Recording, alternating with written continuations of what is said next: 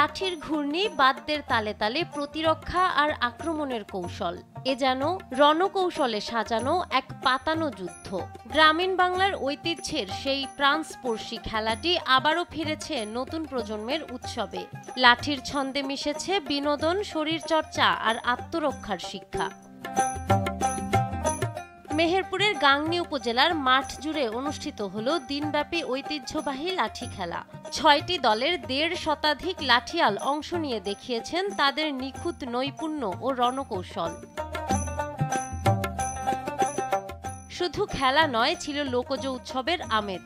গ্রামীণ প্রবীণ, নারী, শিশু এমনকি বিদ্যালয়ের শিক্ষার্থীরাও উপভোগ করেছেন এই পাতানো যুদ্ধে লাঠিয়ালদের দাপট। এখন আমরা নতুন ছেলেপিলি নিয়ে খেলাটাকে ধরে রেখেছি। এই খেলার মাধ্যমে মাদক, জুয়া, অবৈধ পথের থেকে ছেলেপিলি ভালো থাকতে পারে। এই খেলার মাধ্যমে শরীর স্বাস্থ্য ভালো থাকবে। বছর থেকে খেলা করছি, 7 বছর থেকে তো খেলিয়ে যাচ্ছে। আমার বয়স এখন 7 বছর, এর মধ্যে আমি খেলা করে যাচ্ছি। আমি 13 বছর বয়স থেকে খেলাতে জড়িত। আমি অনেক জায়গায় পুরস্কার পাইয়েছি। আল্লাহ আশা করি আজকে গাঙ্গের মাঠেতেও আমি পাবো পুরস্কার। ঐতিহ্যবাহী এই খেলায় যেমন দর্শকরা আনন্দ পায়, তেমনি এই খেলার মাধ্যমে নিজের আত্মরক্ষাও শেখা যায়। নতুন প্রজন্মের জন্য এটি বিনোদন হলেও একসময় লাঠি খেলাটি ছিল আত্মরক্ষার রণকৌশল।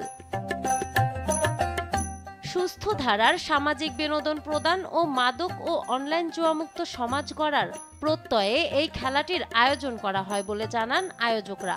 ভবিষ্যতে এ ধারা অব্যাহত থাকবে এমনটাই প্রত্যাশা করছেন অনুষ্ঠানের অতিথি। এই খেলাটা আগামী দিনে যেন আমাদের গ্রাম বাংলার হারিয়ে যাওয়া খেলা আবারও যেন নতুন করে ফিরে আসে, এই জন্য আমরা চেষ্টা করেছি আপনাদের সম্মানিত করার জন্য।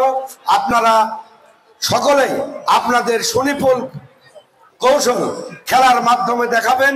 আপনাদের এইসব ছোট ছোট কর্মের মধ্যে দিয়ে আগামী দিনের একটা সুন্দর প্রজন্ম আমরা এই জাতিকে উপহার দিতে পারবো। লাঠি খেলার আয়োজন করেছেন, এরপরে গ্রাম বাংলার যেসব ছোট ছোট ঐতিহ্যগুলো আছে সেই ঐতিহ্যগুলো আপনারা উঠিয়ে ধরেন এই আমাদের গাংনী উপজেলাকে।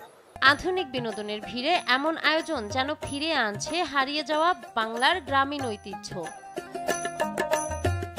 নাহার বৃষ্টি, নিউজ ডেস্ক, দেশ টিভি।